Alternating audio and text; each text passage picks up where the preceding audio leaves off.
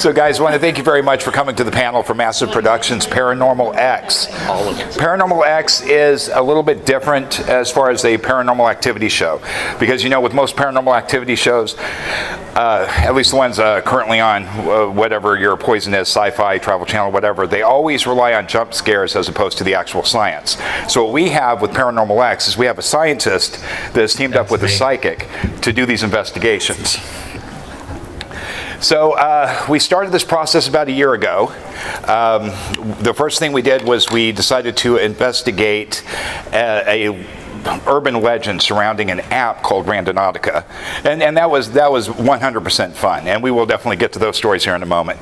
But first, I'd like to introduce everybody, or have everyone introduce ourselves to the crowd. Again, I'm Michael Sublett. I'm with Massive Productions.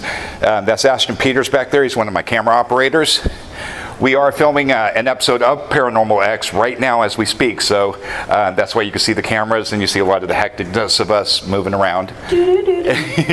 And we have Elle Devine. Hi, I'm Elle Devine. I'm the psychic of the show. You're not going to introduce me? No, that's fine. No, I'm not. I'm Stephen Cobb. I'm dubbed the scientist. I have a degree in mathematics. I worked as a chemist for many years. I am currently in IT, programming computers for chromatography software for laboratories. I do a lot of lab stuff. So scientist is really the best general statement for me. I'm Mary Stucker with Omega Paranormal Investigations. And my name is Morgan, and I am also with Omega Paranormal Investigations. And Paranormal X and Omega Investigations just partnered up for this project a few weeks ago. So it's a great privilege and honor to work with these guys. So why Paranormal X, Steven? What is it that attracted you to the project? Oh, what attracted me to the project? You, frankly, I just wanted to work with you so bad. Michael and I actually go way back, and he's posted other projects that he's done, and I've done some acting, and I'm always up for just about anything and have a high level of interest. But when he mentioned this particular one, I was interested because what he was looking for was someone that wasn't particularly a believer, but has an open mind. And that's a very thin category a lot of times. Someone that is willing to analyze with an open mind and just let the conclusions lead where they may. And I am at my heart a truth seeker. So wherever that takes me is where it takes me. So I try to do my best to not steer the car too terrible much, because then I will take it to where I want it to go versus where it should be going. So I got to be a part of this project based on, I went to a goth barbecue. I know, strange situation, but I went to a goth barbecue, and my biggest thing is, what do I wear to a goth barbecue? But yeah, well, I didn't wear black, but anyhow, so I went and did tarot card readings for the people there, and I was taped for the show. And when I was taped for the show, I met our producer, and when I met him, I'm like, you have things. So from that moment on, I was kind of vetted for this project, and I'm a firm believer in him. Great person to work for. And then I met Steven, who's awesome sauce in his own right. We jab each other. You are recording that, we right? like each other, All of this is recorded. But basically, I've been dealing with spirits since the age of 8, so it was a way for me to unfold my gift and share it with other people and help with the project. So Elle, what is it like working with a skeptic like Steven? Steven's like a big brother in that I'm open to him and he's open to me. And so I think that between the two of us, we'll be able to debunk a situation from all sides of the spectrum. So I don't know. It's kind of funny, the camaraderie that they have. Sometimes I feel like I'm in the middle, but I just let them do their thing. But otherwise, it's wonderful. And Steven, how would you describe your approach to the investigation process? I mean, I am the scientist. It is purely scientific, right? So we talk about investigations, and she keeps using the term debunk, and that's not what I'm after, because I don't think there's anything to debunk particularly, right? I believe people when they tell me things. I imagine throughout the course of this we will come to actual charlatans. Anybody that's watching this that is thinking about signing up, that would be a bad idea with me. I believe people. I believe that when they tell me they see something, they saw something. So I'm not, that's not what I'm debunking. I'm not debunking whether someone saw something or not. What I'm trying to get to is what they might have seen, why they might have seen it, and what caused this, what caused these feelings, what causes all of these things, right? Elle I find to be a very sincere person. And I'm generally speaking, a very good judge of people. So if she tells me that she feels something here, I will take that just like if I was in my laboratory and I had a sensor that went off, I will assume it's accurate. And then we will try to figure out why that sensor went off in that particular location.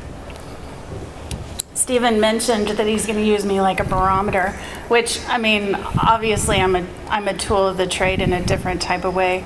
I'm very open to what's there.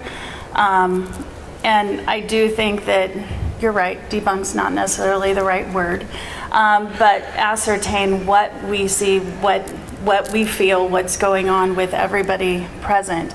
I'm curious what Omega thinks about, because you guys have used your tools and different things like that. How do you think you will add to the team, and tell me a little bit about what you guys have been through? Okay. Well, we've been... You can put your heads together and Yeah. answer if you want. There you go. We've been doing this for what, 3 years 3 now? years, 3 yeah. years now, with Omega Paranormal. And we have come across a lot of different things. And our idea is not necessarily to debunk, because like you said, but we are very thorough about if we can find a natural reason why something will happen, we'll come across that and be like, hey, this could be what caused it or whatever. So any information that we put out that we say, yeah, we can't explain this, then it's because we can't physically explain it. Now, if somebody else can come along, like you, and say, hey, this is why that happened, then we're going to be like, okay, explain, and we take it away. So our process would be to add the investigator's side there and see what we can all confirm or deny or, learn about the paranormal. You got to say something. The mic's all the way over there.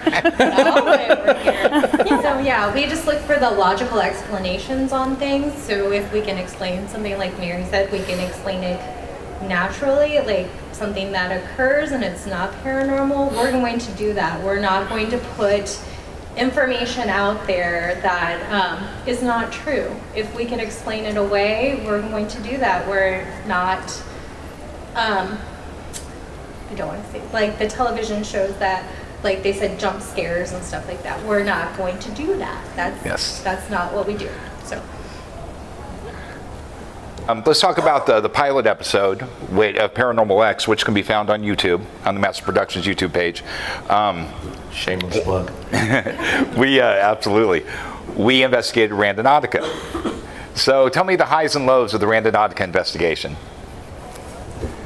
Okay, so I'll go with the lows first. So the lows, a lot of the times, I don't know, do you guys know what Randonautica is? Yeah, So we did a horrible job at that on the... Yeah, the Randonautica, do you want to? Yeah, let me... He's going to give the scientific version. Yeah, let me start. So Randonautica, it started as an app that a guy created that was just a random generator of a point.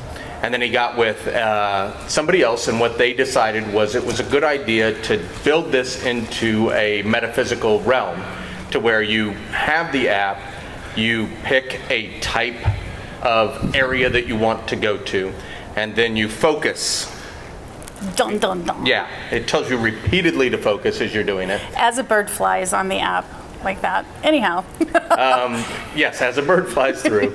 But you're supposed to focus on that and what you're trying to envision that you want to go find. And then it gives you a random point within a certain distance. You set the distance. And you're supposed to go to that point and you will find what it is that you had in your head, heart, and mind. So what makes this supernatural with Randonautica is the urban legend behind it. So you'll see a lot. It was actually a pretty big TikTok trend there for a while, where people would say their intention was scary, right?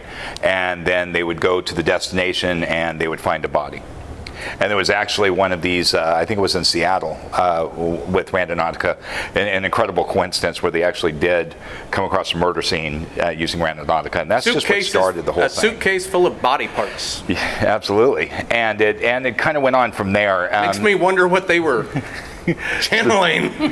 So, highs and lows for the Randonautica investigation. So there were words that we looked up and there was nothing there. We'd go to the point site and there would be an electrical system in the back of somebody's house. We'd go to a different one and it was in the middle of a field. But there were two that when we did our investigation, because we did ours separately, the two of us, like I did it with our producer and so did he. So the first one is weird people. And I thought, okay, weird people. And then in the middle of nowhere, we ended up looking at a building of people that were there over the weekend. So nothing happened with weird people. We looked up fear, and unfortunately we ended up at a site where I felt a rape take place, which was not fun. Okay, but that was, to me, that was genuine. Then we went to another site where I was asking it supernatural. So you take a one-word phrase and you concentrate on that phrase. So I concentrated on supernatural. We went to the site location, nothing. They took us to the next site location, and when we ended up there, it was a car dealership, and I happen to know I used to work next to it. It shouldn't have been open. Why was it open? I don't know. So we go to the back of the car dealership and we find a car that looks exactly like the supernatural car from the series. So that was really awesome. I'm like, how in the world did you how did that happen? So that was pretty awesome. But I think of the 8 to 10 that we did, 2 were valid. So to me, that was random. But what about you? Well, we did various ones. Again, as you go through it, again, my latest job really is a coder, and I've always coded, but that's now how I earn my living. And so I am a bit more than a bit skeptical going into it because I know multiple languages that I can code in, and not one of them has a call to the supernatural built into it. But some of them did skirt around the area, but it's that old adage, it's a con man trick where you put the thought into somebody's head and then you send them out into the world, and of course they're going to find exactly what they're thinking of because that's what they see. They wouldn't have seen it potentially had they not been focused on that particular thing. So I'm going to leave you all to go check out the actual video because there's a couple of pretty entertaining engagements throughout there. But I mean, it was a good time for me, but all in all, it was me going outside, which I don't do terrible often. Are you going to tell him, producer? No, that's perfectly fine. Spoiler, I think baby. you guys should definitely check out the episode. It's great. When it happens, it is great. And I won't go as far as to say that it's supernatural, but it was probably one of the more beautiful coincidences of the investigation. So this question will be for all of you guys. What would be the perfect supernatural score for you? What would be the dream supernatural score? Omega Team, you as well. Well, I think definitely one that has a lot of activity and that we can identify as a haunting. But I know that all things are energy, so I'm looking at Steven because I'm not going to call it ghosts. But there are definitely supernatural things out there, and I think what we do is valid. And with all of you who are like, yes, I've had a paranormal experience, it's important that we put that kind of on the map, but in a more legitimate way. Or, I don't know, what would you say? I'm gonna hit cleanup here and let let our partners in on this. Oh, man. We've been in a lot of really weird places and seen a lot of really strange things. So, I mean, I guess if it happened, the most spectacular thing that could happen, I would say, would be like if there was a full body apparition that every single one of us was seeing at the same time and we had our cameras ready. That would be the golden ticket for that. Yeah. And I know I like it when doors open up and things happen like right in front of you, you know, like Connect 4 just opening itself up and spilling out all over the floor, or a door opening when you say, oh, I need to use the restroom, and the restroom door pops open for you to go into. I did not use that restroom, I went to the one down the hall. But That happens at my house, but I have a lot of Google things that connect up. And oh, there's like no Google things in this place. So, okay. Well, can I share one really recent incident that happened to us on an Please investigation? do. Please do. Okay. No, I'm not going to tell any of the bad ones. They can go look at we have a YouTube channel as well that we just pop up our videos there. So if anybody wants to go see some of our moments where we're like, oh my gosh, why is this happening? But we were at a location in St. Joe and we were doing an investigation. And we were using the Estes method with a spirit box, as everybody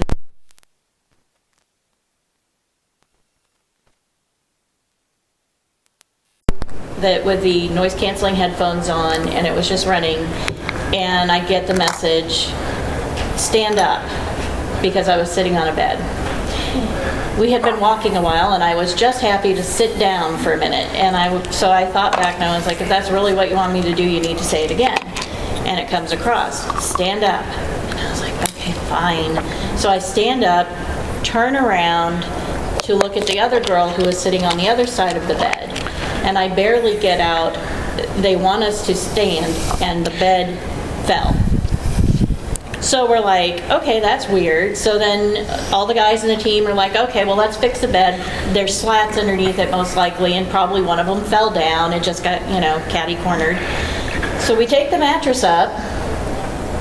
There's boards right beside each other all the way down. And there's these two boards that are on the bottom underneath. And I'm like, well, that doesn't make any sense. We had to take the boards out to put them back up because there was no wiggle room.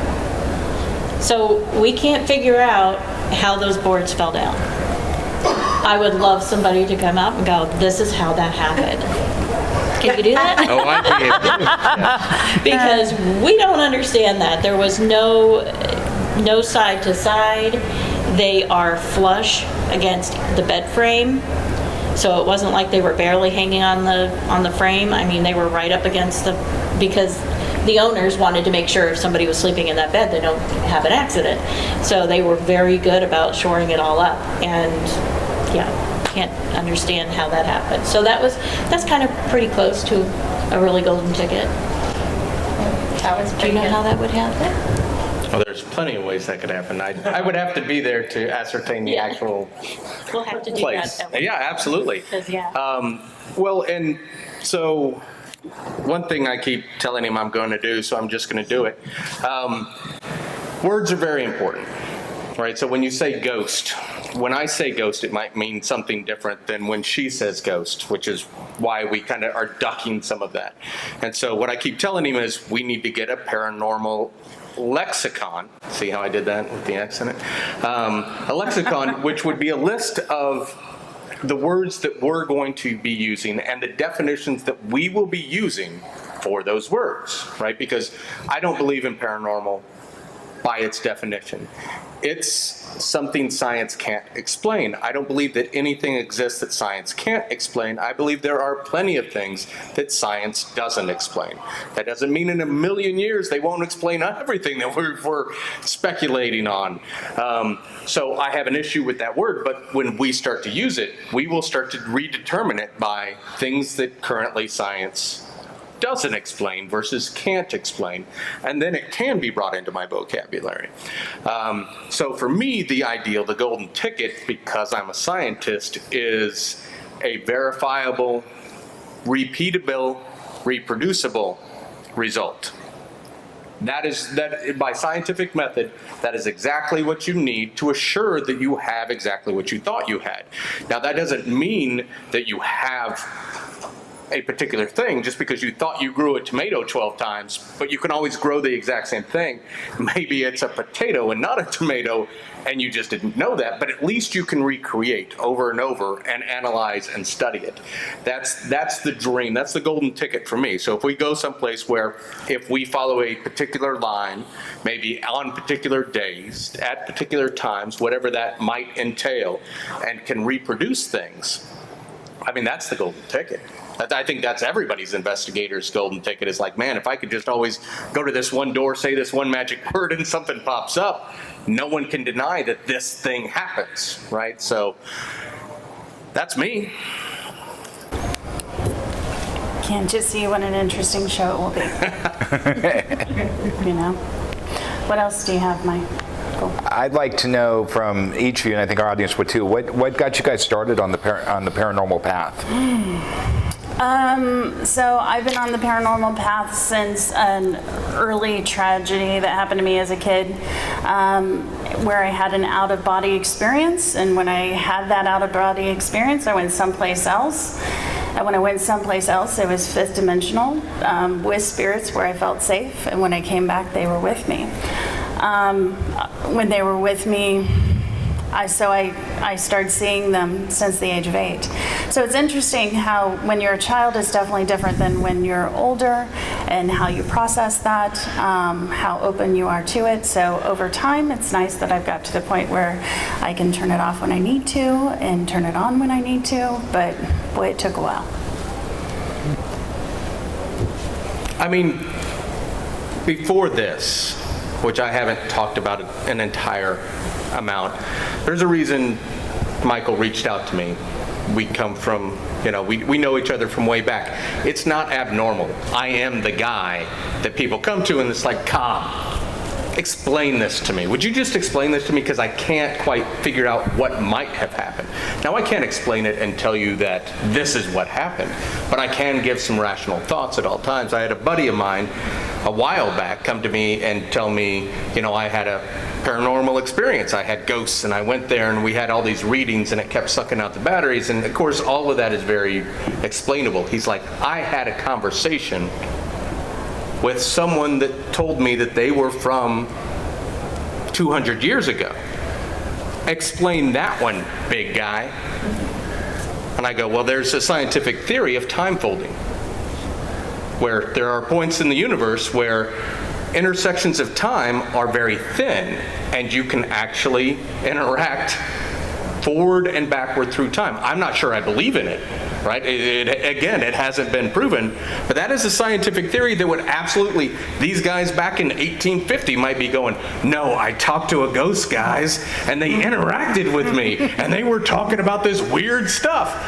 Those are plausible. To me, more plausible than the concept of just throwing it away to something that could never be explained. But those are plausible excuses. So when people come to me and ask me for things, I've always thought about this stuff. What do you think about those telepaths? Well, do you think it's probable? No, it's not probable. Well, do you think it's possible? Well, yeah, actually, it's possible because our brains operate like this. And so, yeah, there is a conceivable idea that this could happen. So I won't rule it out. I won't rule out anything that is conceivable. So I have been in it a little bit of time, probably not near as long as the rest of this group and not as direct. But I have a question for you. So how did Paranormal X come about for Massive? Okay, so the way Paranormal X came about for Massive is it's not a not a huge story. I got irritated watching Ghost Adventures. And I want He to tell gets you how. irritated a lot. Well, I'll tell you how I got irritated watching Ghost Adventures. So, Zach Baggins is running around this haunted hotel, right? And he's like, hey, Ghost, come out here and show yourself now. And you know what he does right after that? You hear and he goes, what was that? You know what that was. You just asked for it. And that's how Paranormal X came about. I wanted to have a show that gave you tangible results, actual tangible results that did not have the novelty and the jump scares. Because the bottom line is, as entertaining as the novelty and the jump scares are, what we really want are results, right? That's what we want. We want that evidence. We want to be able to say, this is it. This is real. Where real and true become the same thing. And that's what we want. And that's what Paranormal X is going to try to do. That's the whole point of the story. That's how Paranormal X came about. Thank you. So I think, but I can tell you on a side note, that all of Paranormal X's cast and crew is very excited to see Steven meet his very first haunting. Yes. One that he cannot explain away, and one where he walks out going, oh wow, what was that? We're very much looking forward to that moment. Do you have that many seasons already ready, or? How many people said they had hauntings again? Let's do this. So, Omega Team, let's hear what you guys have. Tell me about some of your investigation tactics, your equipment. I mean, we at Paranormal X, we're excited. We are so excited to have you guys on board. Well, we're looking forward to it too. So basically, like we were saying, is we look, and if we find something that we can't explain, we start trying to figure out how we can explain it. We don't just take, oh, hey, the door slammed. You know, we're going to jump around, find out if it would move just with movements, or if the wind was blowing, or somebody knocked into it, or whatever. We also try to make sure that we don't go any place without at least 2 people at a time. Because one, if you're investigating a place that is, you know, kind of run down or not well kept, and you both experience the same thing, then it's more likely to be able to go back and go, okay, what's going on here? So that's kind of how we handle things. We had a case just last weekend that we were called in on that a couple of people actually fled their home because of the haunting. And they were totally freaked out, would not go back. They went back with us, and within about 15-20 minutes, we started pinpointing different areas, and some kind of really interesting stuff happened. But needless to say, a couple hours later, I mean, they were thinking, oh my gosh, we've got a demon-possessed house, we've got this, we've got that. And by the time we're finishing the investigations, they're like, oh, I get it. It wasn't this, or it wasn't that. And we're like, yeah, I mean, not everything is demonic. That's the other thing that I always got annoyed with Zach. Everything was a demon. And it's like, demon hauntings are really rare. So, and sorry for the terminology, but most of the things we run into are human spirits who just want to communicate or just want to do their thing. So we are very much about taking the scariness out. What equipment do you use? We'll use spirit box, like I said. Mm-hmm. We use EMF detectors because you need to know where your electrical lines are. Mm-hmm. That was one of the strange things on that last investigation. They had the electricity turned off because they had no intentions of going back. And we got EMF spikes in places where... And Ed is an engineer, so he knows about those kinds of things. And my husband used to work with electrical work, and so he's constantly looking at stuff. So between the two of them, they're usually able to explain away most of these. But we were getting EMF spikes in places that nothing should have been hitting a spike. So it was kind of interesting. But again, nothing scary really, just something to calm down and change your point of view. That's I guess most of the thing that we try to do. If you hear something and it says smile, and you go, oh gosh, that's creepy. Is it really creepy? I mean, I just told you to smile. But because it's a disembodied voice, you think it's creepy. Well, That's a little creepy even when you say yes, it, really. it's really But in all instances, it's like, is it a threat? Is there any problem with it? So sometimes it's just changing your point of view and trying to understand how the other side is communicating. So, anything to add? So, you asked about equipment too. So we use all kinds of equipment. Some of my favorite things to use are the REM pods. Those will light up with different things. Temperature, if they go within a certain distance, it will light up different colors. What's the other one it lights up for? Temperature, distance. I feel like there's one other thing too that it lights up for. I don't own one of these, but like they have a music box that will play if you come it so close to it. It like breaks the plane. That sounds unnecessarily spooky. Yes. It is really fun. A music Like- box? You like could just have a beep, but no, it has to be a music box? They will play like a little lullaby or a children's song. It is wonderful. My Google will also do that. So. I'll stick with the REM pod. Yeah. The beeps are fine with me. And then we have cat balls. They're also called ghost balls. But do not look on Amazon for ghost balls because they will charge you more. So just look for cat balls that light up. You will be charged less for them. So those are a really good thing because it actually takes a lot to activate them. You can't just like do that like that on the table or like a cat throwing it across the room. We use dowsing rods. I know Mary and I do those a lot. We have our spirit boxes using the Estes method. People asking questions in the other room and us giving them answers from another room. We get some interesting results with that one. What else do we use? The pendulum. Oh, recorders. So we usually have multiple recorders going at the same time, the little digital ones. And guess what?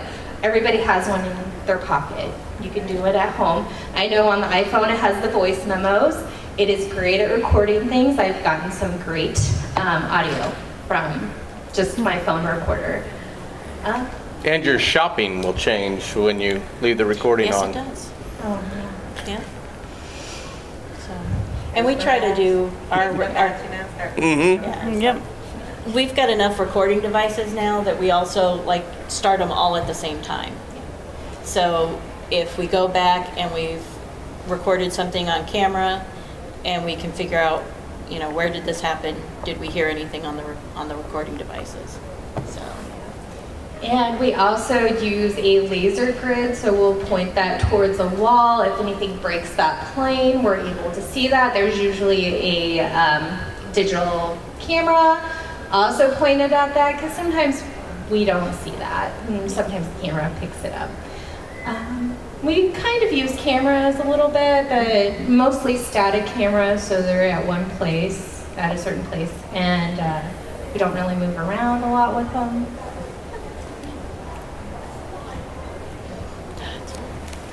Thank you. See, I'm excited. So to touch on some of those points, right? So Yeah, here we So go. some of the equipment, right? Some of them I will give more weight to than others. Yeah. But one of the biggest and I think most effective are the last two you mentioned, which are the sight and sound, because our eyes only pick up a very small wavelength Yes. distribution between two things, and there's so many more wavelengths.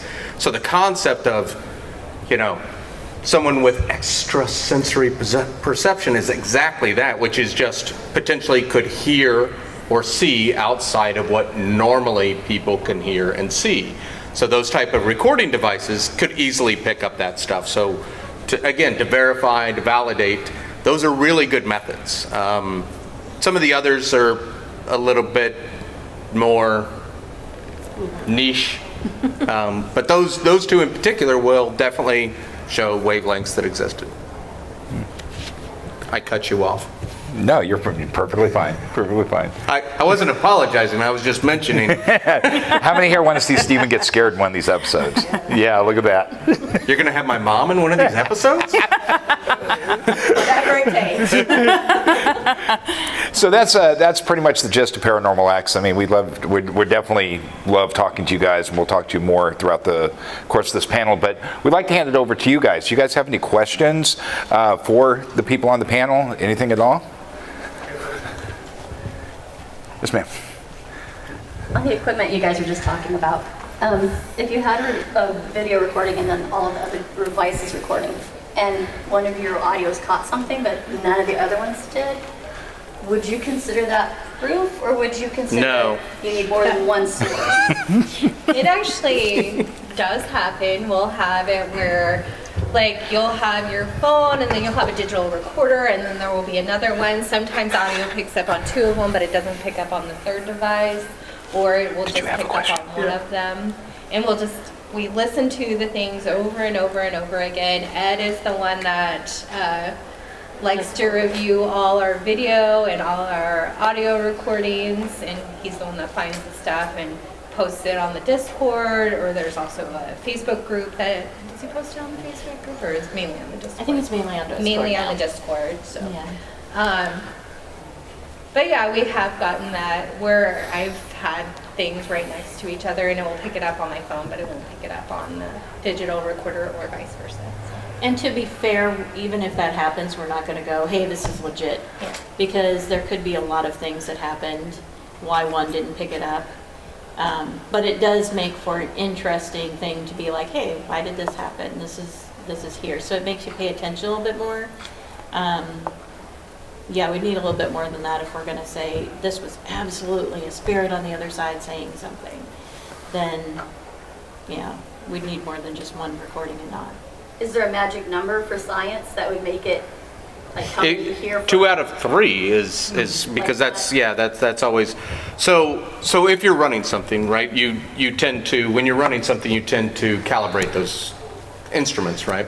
And so if you run one and it doesn't hit calibration, and then you run it again and it hits calibration, you're not done, because now you have 2 that don't line up. You need a third that should line up to one of those 2. So you need 2 that confirm one another before you have a valid result on any of them. So if you're talking about, probably if we had stuff like that and it happened with any large number of frequency on one of the recorders always picking it up and one of them not, we'll look at the instrumentation and say, hey, this one over here is probably faulty and not picking stuff up. So we need to fix that so that it does pick it up, versus it is now a point of evidence that can't be confirmed. Fantastic. Thank you, Steven. Do you have a question? Yeah, I did. Y'all are living me and my friend here's dream, because we were watching Ghost Adventures one day, and he looks at me and he's like, man, if this dumb beep beep beep beep beep can get on TV, then surely, you know, we're smart enough to figure out how to do this for a living. So, like, since then, because at first when he said it, I'm like, yeah, right, okay, whatever. And he's like, no, seriously, what? And he kind of bugged me about it. And then finally we started doing it, and we've done like 6 investigations, and we've got equipment now, and we're actually like getting somewhere with it. And That is awesome. also, y'all should definitely investigate the McIntyre Villa. And if you want, I have stories. I have stories for the McIntyre Villa, but I don't want to take up everybody's time. So, like, do y'all have a booth? Yes, Yeah, we do. 300. 300. I also have a question. And Booth 300, for those who didn't hear that. Can you hear me now? Yeah, we can hear you. I saw that walking around. Paranormal Research Institute uses the random number system, where they will actually run a random number generator, and whenever it starts going off, that's when things start happening, and then they correlate data. Would you consider that as some kind of validation? Because what they tend to do is they have cameras, voice recorders, and then the random number generator is on site, but it's not actually during the investigation. They have static cameras as well. And then when, basically it'll bounce back and forth, and then once it starts pinging one way or the other, then they start looking to see if something is happening. They log it, and then say they hear a door close in a different section and something moves on the camera. That's like possibly 3 different sources. Would you consider that validation? That's what I'm asking. I mean, yeah, those are validations of events happening Right. to start with, right? Which is what you have to, that's always what you have to start with. Right. And then you start investigating those situations. Yeah. So, other questions? Okay. Yes, favorite child? I don't know if I qualify for a favorite child. I do have a question for the ghost hunters. You made a comment earlier that that rarely were hauntings demonic in nature. And I'm curious as to what traits you would put into that classification of haunting and what makes it demonic, and if you've ever had any personal experience with that. I like that question. Thank you, favorite child. All right, to give you guys some background on that before he answers the question, we have another series called Underground Uncovered, and those guys are part of it. So that's where that row is part of it. That's where favorite child comes from. All right, go ahead. Okay. First, was any of you at The Conjuring last night? Yes. Okay. Have you ever seen the movie? If you weren't there last night? Okay. So there are a lot of things that must happen before. I'm pretty much the one on the team that's going to decide if we have a demonic or not. When those things comes up, they get sent to me. There's the smell. There are things that are being done that, not like the whole, oh, somebody got scratched. Well, yeah, when you reach that area, then yeah, I'm going to start looking into it, figuring it out. There's a lot of questions we ask. Anytime somebody comes to our team and says, hey, somebody's got a demonic haunting, we start with a lot of different questions. I find out about their mental status, whether or not they've been medicated. We had a guy, just to give you an example real quick, we had a guy that was sent to us because somebody said, oh, he's got a possession. No. Turns out the guy's telling everybody, well, I have these days where I get up and I just feel so lethargic, I just can't get off the couch. And then other times, I just, for no reason, I get angry and I snap at people. Well, I'm thinking, that can just kind of happen as a human. So probing a little bit deeper, I find out that he'd gone 6 months ago to the ER, and for whatever reason, the ER determined he was diabetic and put him in metformin. He had never gone back. The ER doesn't give you 6 months worth of metformin. He'd never gone to another doctor. He'd never taken care of things. Guess what 2 things are really common for diabetics? Lethargy. It's like, no, why didn't you ask him if he's on medication before you start saying, oh, he's demonically possessed? So there's a lot of questioning we go through before that. And yes, I have found demons before. Yes, we have dealt with them. We keep the team very, very small. Usually 2 of us are all we go in. Because it's not something you want to expose other people to. Demonic hauntings are very serious. You don't come out on the other side of those the way you might think you do. Yeah. Thank you. So we just hit the 5-minute warning, guys. So Paranormal X squad. I want to hammer that down, though. So what makes a haunting a demonic haunting? I mean, I don't know, so I don't know. Just assume that it's a haunting. I'll concede the point that it's a haunting. What makes it? How do you know it's a demonic one versus a non-demonic one? That's a good question, but you have 3 minutes. I was going to say, there is no way I can answer that. There's not like just. That might be an after the criteria of panel some sort? conversation. Yeah, there's no check boxes. You just have to feel it as opposed to, it has to be violent, it has to be. There's more to that. Like there's Yeah. definitely layers. I think most people have negative attachments to them, and I don't Yes. preface what I see as ghosts because a lot of it, there are so many different layers of what's on the other side. And demons are kind of very rare, thank goodness. But at the same time, people have their demons, and that's not necessarily a bad thing either. It depends on what's attached to people. It could be a negative attachment. Removing a negative attachment is something that's serious and can, have health Right. repercussions on the person who takes it away. But there's more layers to it. Yeah.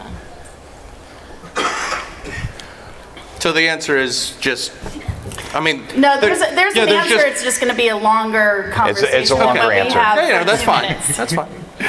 And I tend to be a little leery about talking We will have about tons it. of time to talk about it. I'll get my We'll probably answer, be sorry, sitting but I will get my somewhere. answer. My So- thing is, I don't ever want to be a catalyst for someone thinking, oh, hey, demonics, I want to learn more about that. I want to study demons. I want to get into it, because it is not something to play around with.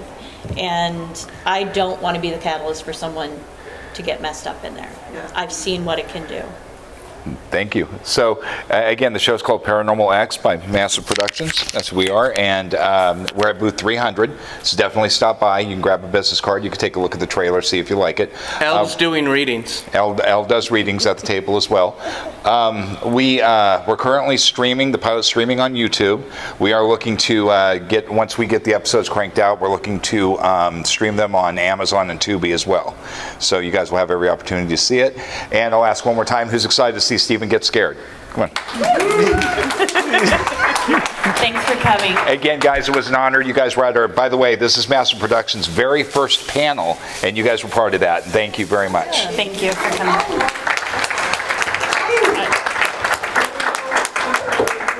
Thank you. Hey, fantastic job. Fantastic job. You guys did great. I don't ever want to be a catalyst where someone might go. I just knew the question, Play with and I it, knew yeah. that your answer guys- didn't touch it. You guys did great. Yeah. Well, and that was the satanic. That's weird. You guys did great, first of all, and second,